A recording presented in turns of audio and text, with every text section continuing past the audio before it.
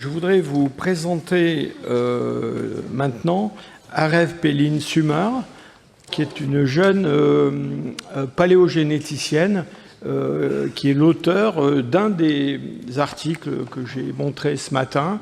Et vous avez compris que les données de la paléogénétique sont vraiment centrales pour comprendre cette transition qui n'a pas eu lieu entre le paléolithique moyen et le paléolithique supérieur. Et elle va nous parler donc de ces interactions possibles entre Néandertal et Sapiens. Merci. Thank you. Thank you for joining today, and thank you for the organizers for this great event. I'm Arev, and as was introduced, I come from the Max Planck Institute for Evolutionary Anthropology in Leipzig. I work for two genetics departments with a great focus on the interactions between archaic humans and modern humans. And today, this will be the title of my talk, and I will try to give you an overview of the field and the next steps. My presentation will be in English. Unfortunately, my French is not great, but I made the slides in French, so I hope it will be clear. As geneticists, we use the name modern human for Homo sapiens, so this will be a jargon that will be used in this talk. The interactions between Neanderthals and modern humans was debated for many years since the discovery of Neanderthals almost 200 years ago now, and it was discussed in the past if Neanderthals were ancestral to modern humans or if modern humans and Neanderthals made babies together. And as geneticists, we like a lot to investigate these baby-making events, and we call it admixture to sound more fancy. So it's another term that I will be using throughout this talk. The first sequencing of the Neanderthal genome in 2010 showed that some of these questions that were asked for decades can be answered using genetics. And today we know, as a result of this paper, we know that in fact Neanderthals were not ancestral to modern humans, but instead a sister lineage. And we know also, using the Neanderthal genome, that today all the populations outside of Africa carry around 2% DNA that is coming from Neanderthals. This showed that some of the questions that are important for human history can be answered using genetics, but since that time, there were many other questions that remained in the shadows, such as what we can tell about the population history of Neanderthals themselves and the nature of the admixture between Neanderthals and modern humans. So before I go into our results, I will give a little bit of a background of our research process. So most of our research as geneticists actually start in the field. We work very closely together with archaeologists and anthropologists, and when we are at an excavation, if human remains are found through discussions with archaeologists and getting the permits, we take the human remains to our labs and we study them genetically. This is done in very sterile lab conditions. So as you can see, we're wearing this kind of protective gear before we do any sampling of the human remains. This is not to protect ourselves, but this is to protect the specimens from us, because we don't want to put our DNA in the specimens and get our DNA basically when we sequence them. What we obtain from the skeletal remains is about 10 to 15 milligrams of powder. This is very little. As you can see, there are tiny holes we're making in the specimens to be able to get a little bit of powder. And we use chemicals to extract the DNA out of the powder and then make them ready for the sequencer, where we get the DNA sequences. And most of our time actually is then spent on analyzing this data and producing results in comparison with the other published DNA that we get from present-day humans or ancient humans. This is the most common way of studying ancient DNA, but it's not the only one. Today we know that there are alternative sources of DNA, such as sediments and ornaments that are worn by ancient humans even more than 20,000 years ago. And these methods are non-destructive, so they could be alternatives to making little holes into specimens that we want to study genetically. However, realistically, DNA is not preserved very well in specimens and much less so in the soil, and this preservation gets even less and less as we go back in time. So to take you a little bit to the properties of ancient DNA, I prepared like a presentation that shows. So this is, imagine that this is the DNA that you have in the individual right after they die. It's fragmented, but with time, most of it gets lost, and also the existing DNA fragments get shorter and shorter. Furthermore, with time, some chemical alterations happen to ancient DNA, such as chemical modifications, especially on the terminal positions. More so, when we get the DNA from a specimen, we find in the mix some DNA that is coming from microbes that were in the soil. And this is also what we sequence then. And on top of that, we also get DNA that is belonging to present-day humans introduced to the mix as a result of handling after the excavations or in the lab. So as you can see, it's a mixture of a lot of different things together, and it's difficult to only get the DNA that we are interested in, which is shown here in yellow. And our team at the Max Planck Institute, as well as a lot of other researchers, since 20 years has been working on developing methods, both in the lab and also computationally, to get better quality and cleaner ancient DNA from any kind of specimen that we're working on. And as a result of this effort, today we have about 20,000 ancient human genomes from all over the world, spanning through different times. This is very impressive, of course, but as I just mentioned, with the time, DNA is degrading more and more. So it's very difficult to get very old DNA. So when we look at only the human genomes that are older than 30,000 years, this number goes down to about 40 genomes for modern humans and 35 genomes for Neanderthals. This seems comparably small when you compare it to 20,000. Of course, this is very little. However, even with this amount of data, we can tell a complex genetic history of archaic humans and modern humans. So this is the current consensus on the demography right now, and of course it is very complex, as most things are with humans. And although today's talk is mostly focusing on modern human and Neanderthal interactions, I also want to briefly talk about Denisovans, which you already heard earlier today. Denisovans are first described genetically using a pinky bone from the Denisova cave in the Altai Mountains, and they are a sister lineage to the Neanderthals. And we know today, using genetics, we know that they split from the lineage that leads to the Neanderthals about 750,000 years ago. So I will try to use the pointer up. Yeah, this would be the split of the Denisovans and Neanderthals from each other. And the lineage that leads to them is splitting from us, 750,000 years ago, and from each other about 580,000 years ago. Yeah, so Denisovans are more enigmatic compared to Neanderthals. We know much less about them. They were not even morphologically very well defined until last year. Now we know Harbin skull is also representative of Denisovans, as well as probably a lot of other Middle Paleolithic specimens from China.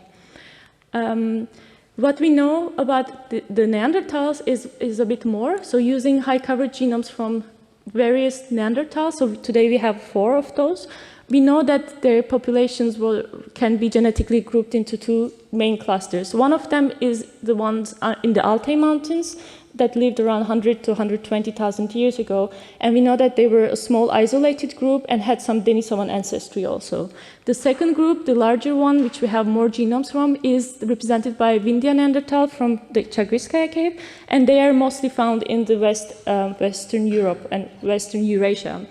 And this is also the Neanderthal group that gave rise to the DNA that we can trace today in the genomes of present-day non-Africans. And I will be mostly focusing on this event today and talk about a little bit about the research that we've been doing on those. What we know about out of Africa event, that is, so we know that modern humans evolved in Africa about 300,000 years ago, and a group of modern humans then left Africa sometime between 100 or 60,000 years. Although this date is not very well known exactly when this happened, the current consensus is about that time. And then this group that left Africa occupied rest of the world. And this event is what we call the Out of Africa event. Of course, there were earlier migrations from Africa to the other parts of the world, earlier smaller waves most likely, but we do not find any evidence genetically for this kind of event. Fossil evidence that is increasingly suggesting that there were earlier migration events, but these were not the ones that led to the populations that we see today, occupying all the territories outside of Africa. So when we talk about out of Africa, we specifically talk about this big migration event that happened around this time. And when this happened, we already see Neanderthals were occupying parts of Western Asia for thousands of years, and similarly, Denisovans were found in the east.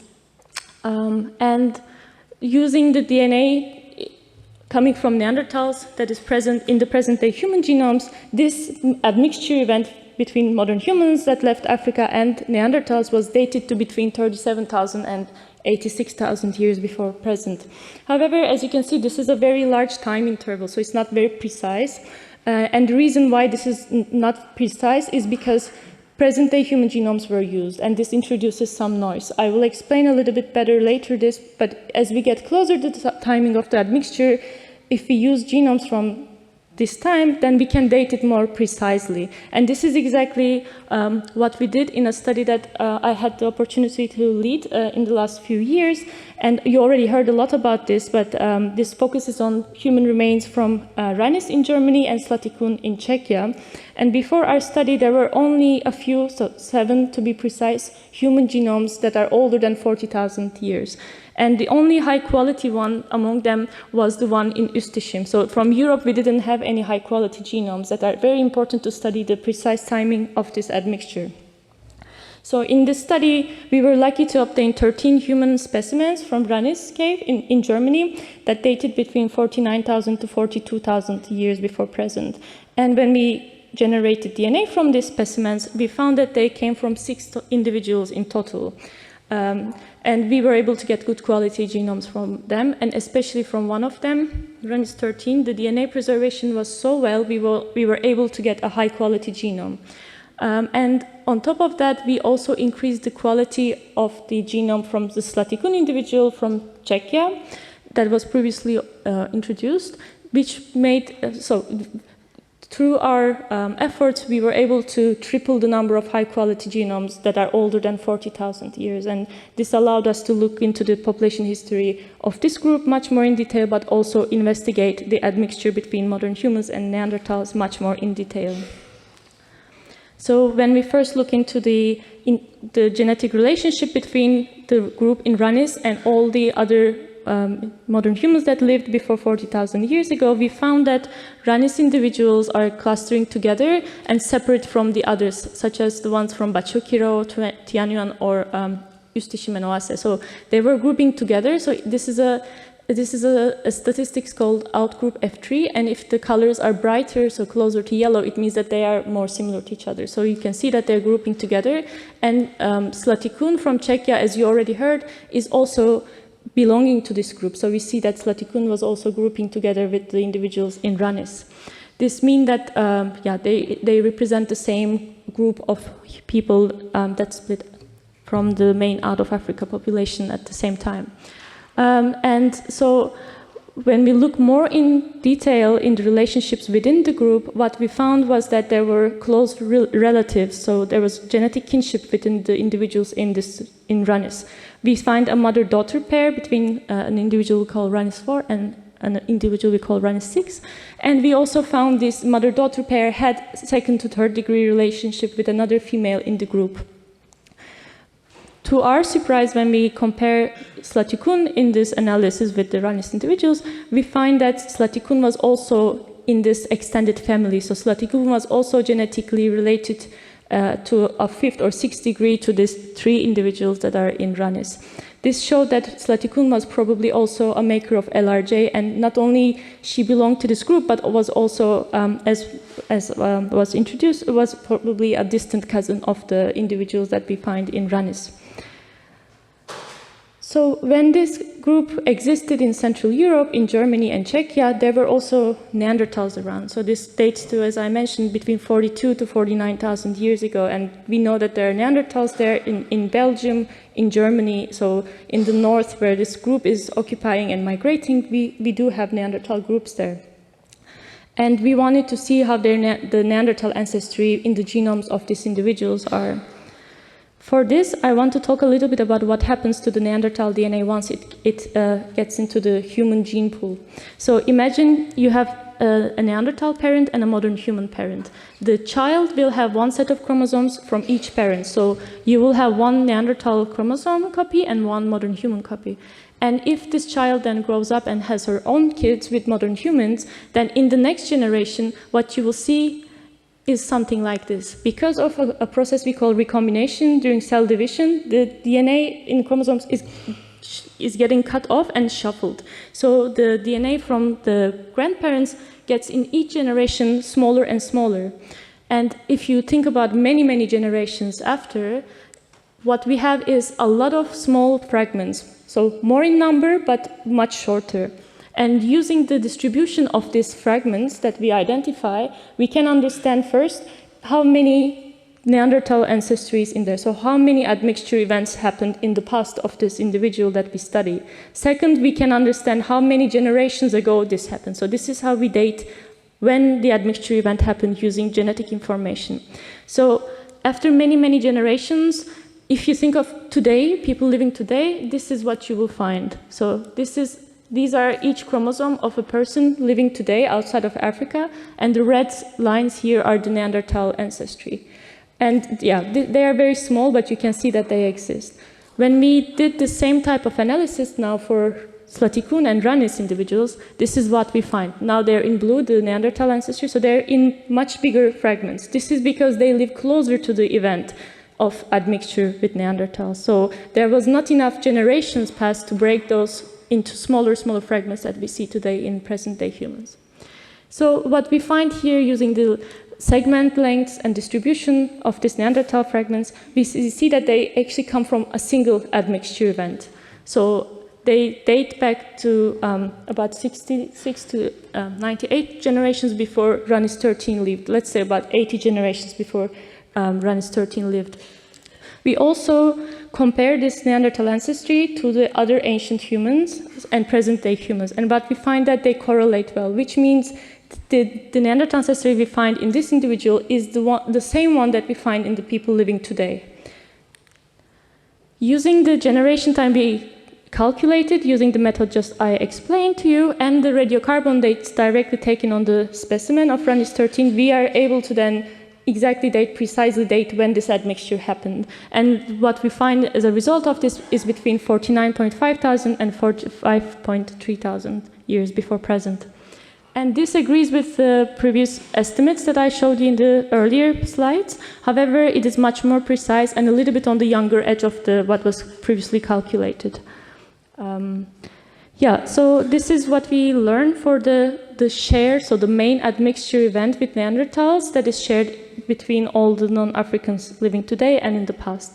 But this is not the only story. So when we look at the other groups that lived before 40,000 years ago, such as ones from Bachakiro and Oase, we find in their genomes that were additional admixture events. So these individuals, they also carry what we find in Ranis and Zlaty Kun, the shared admixture event. However, they have on top of that more recent admixtures with Neanderthals. And I want to show you a similar plot for Oase. I think you already saw this today, but you can see that there are very long fragments on chromosome 5 and 12, but there are also many smaller others. And when we do this kind of distribution plot that I just showed you, this results in two admixture events. So you can separate them from each other. You can separate the admixture that led to the smaller ones from the one that led to the larger fragments. Using this, we know that there were two admixtures into Oase from Neanderthals, and one of them, the one that caused the very long fragments, was actually 4 generations before this individual lived. So the grandparent was a Neanderthal. And Oase is younger than the individuals we find in Ranis. So this really tells that these populations, shortly after they split from one another, had very different fates when they were dispersing into Eurasia. So the emerging picture now is that after the out of Africa groups split from each other, we don't know exactly where, and the main admixture event that we now date to 47,000 years approximately happened when they were still together. So before they were splitting, they had this Neanderthal admixture with Neanderthals. That's why they all carry the same ancestry of Neanderthals.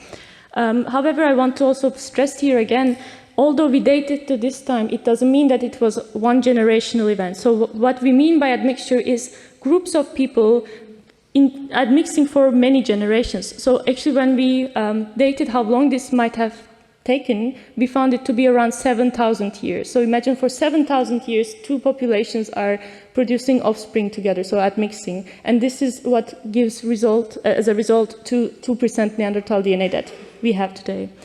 After they split from one another, we find other admixture events. So for example, for Bachakiro and Oase, we find additional admixture events, but for Ranis and Zlaty Kun and some other modern human populations that we don't yet sampled, we see different migration patterns and different admixture patterns with Neanderthals and other archaic humans. So we know now, as a result of studying all these modern human genomes that are older than 40,000 years, that Zlaty Kun and Ranis was the first to split, and they don't carry additional Neanderthal ancestry. And we also don't find any ancestry from those populations to the people living later. So it seems like these individuals really migrated to north and then they died out there. So we don't find any genetic contribution from those. However, from Bachakiro and Oase, we do find second admixture with Neanderthals, but also we find a little bit of genetic trace in the present-day East Asians and Native Americans, DNA tracking back to Bachakiro. So it also shows that these groups had different fates after they split from one another. As I mentioned, we know a lot now about the modern humans, but what do we actually know about the Neanderthals that admixed with modern humans? We have today about 35 Neanderthal genomes that are spanning from 430,000 until 40,000 years ago when they got extinct. Only 4 of those are high-quality genomes.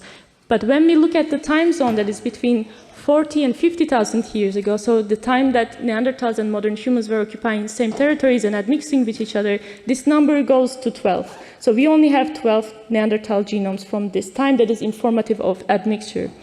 And only one of those is high quality.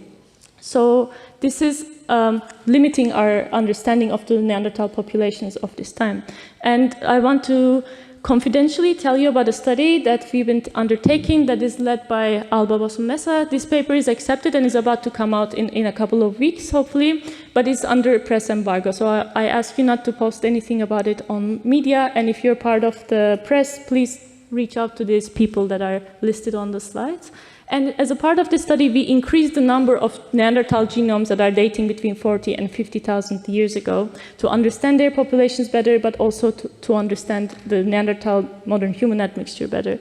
And we generated, as a part of this study, many late Neanderthal genomes from France and also from Belgium. So this resulted in one new high-quality genome from the Goyer site in Belgium, and that dated to about 42,000 years ago. So this is younger than the Vindia Neanderthal that is in Croatia. We also generated 11 new nuclear genomes from late Neanderthals and 14 mitochondrial genomes from the same individuals. As a result of this study, we have a few new results, so I will go through them quickly. We first find that the Neanderthal ancestry we find in the genomes of people living today is not closer to the younger Neanderthal from Goyer, but is closer to the Vindia Neanderthal that is slightly older and from Croatia. So we also found one of the Neanderthals from Belgium. One had a mitochondrial DNA that was very diverged. So this Neanderthal is supposed to be a late Neanderthal by radiocarbon dating, so around 45,000 years ago, but the mitochondrial DNA seems to be more ancient. And similar pattern was observed for a Neanderthal in Madran. It's called Torin. Maybe you heard about this. So it was also a similar pattern to this. Lastly, you will hear more about this, but from RC, we have a nuclear genome that is also from a late Neanderthal. However, we find something very interesting in this genome. We find that even though it has similarities to the other late Neanderthals that are contemporaneous and in France, we see some deeper ancestry in this Neanderthal, which might suggest that maybe there was another group that deeply diverged, still existed at the time, and gave ancestry to RC. But this needs to be investigated more with better data. Most importantly for this talk, I think what is a big question still in the field is that we find DNA from Neanderthals in all the modern humans that are older than 40,000 years, but we don't ever find the other way around. So all the late Neanderthal genomes we investigate until today, we never find modern human DNA in those. So it looks like this mixing with Neanderthals happened somewhere else, not in Europe, because we don't find modern human DNA in the European late Neanderthal genomes. But this is an open question and still needs to be addressed with more late Neanderthal genomes. And lastly, our results are indicating that even though Neanderthals were stably very low in population size for thousands and thousands of years, what we find is this stability. So we don't find a drastic drop in the population size towards the end of their time, because these Neanderthals are some of the latest ones, like shortly before they got extinct. But when we look at their genomes, we don't find any evidence for this sharp decline, and this is going against the hypothesized methods or ways of Neanderthal extinction.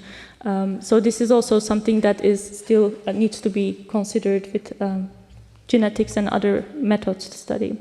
So I wanted to today give you an overview of what we know still. So we learned a lot since 2010, since the time we first had a Neanderthal genome sequenced. However, there are still many open questions. We know very little about the population, for example, that left Africa. We don't know anything. We don't have any human genome that dates back to the admixture with Neanderthal. So we don't really know when the out of Africa happened. We don't know where it happened. We don't know where the admixture with Neanderthals happened. So there are still many questions to answer, and hopefully our field is growing quite fast, and with our collaborations with archaeologists, with methods that are supported and questions that are brought through these collaborations, we will be able to understand the population history of modern humans and Neanderthals better in the future.